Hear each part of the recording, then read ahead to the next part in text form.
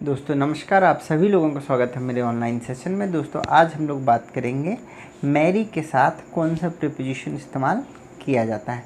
Mary के साथ with preposition सही है या टू प्रीपोजिशन सही है। तो देखेंगे पैसिव वॉइस के केस में, देखें example I am married with her और दूसरा एग्जाम्पल है I am married to her.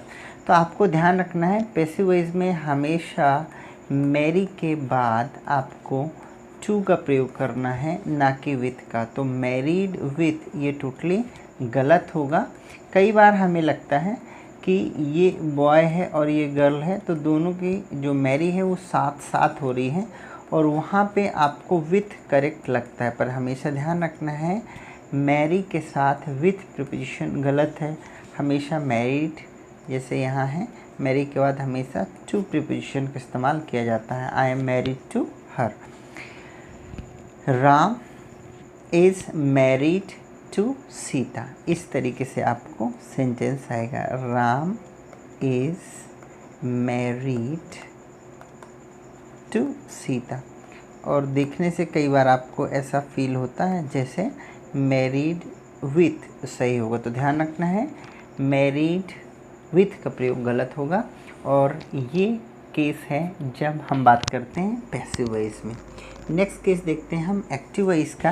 Active के केस में देखें यहाँ पे क्या है, ही मैरिड, ठीक है, हिज ब्रदर।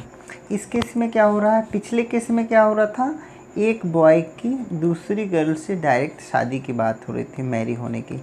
यहाँ पे क्या है, उसने शादी की अपने भाई की। इसका मतलब है कि ये जो व्यक्ति है वो क्या देख रहा है, मैनेजमेंट देख रहा है, अरेंजमेंट देख रहा है और इसके भाई की शादी है, ठीक है, हिज ब्रदर। अब इसकी भाई की शादी किसी और लड़की से हो रही, ठीक है। तो आपको ध्यान रखना है कि ये व्यक्ति क्या कर रहा है, इन दोनों की शादी का अरेंजमेंट देख रहा है, ठीक है। तो ही मैरिड हिज ब्रदर मतलब उसने अपने भाई की शादी करवाई, कुल मिला के मैनेजमेंट देखा। सचिन मैरिड हिज सिस्टर, इसका मतलब है सचिन की रिस्पॉन्सिबिलिटी थी उसकी सिस्टर की शादी, तो इसकी सिस्टर की शादी किसी और लड़के से हुई होगी, ठीक है। तो ध्यान रखना यहाँ पे मैरी के बाद आपको किसी भी प्रीपोजिशन का इस्तेमाल नहीं करना है। जो इम्पोर्टेंट बात क्या है, ये आप देख रहे होंगे टू या विथ। वहाँ पे अपन क्या कर रहे थे, टू का प्रयोग कर रहे थे, विथ का प्रयोग गलत था। यहाँ ना तो टू आएगा ना तो विथ आएगा, है ना। और ये किस केस में है, ये एक्टिव वॉइस के केस में। तो पैसिव वॉइस में आपको क्या करना है, मैरी के बाद आपको टू प्रीपोजिशन का इस्तेमाल करना है। जबकि एक्टिव में यदि इस तरीके से सेंटेंस आते हैं तो you do not have to use any preposition, right. Now we see the third case. जब आपको ध्यान ये रखना है कि when there is no direct object after marry, marry के बाद डायरेक्ट कोई ऑब्जेक्ट नहीं है, तब आपको क्या करना है, then we have to use get, है ना। देखिए Ram and Sita got married last year.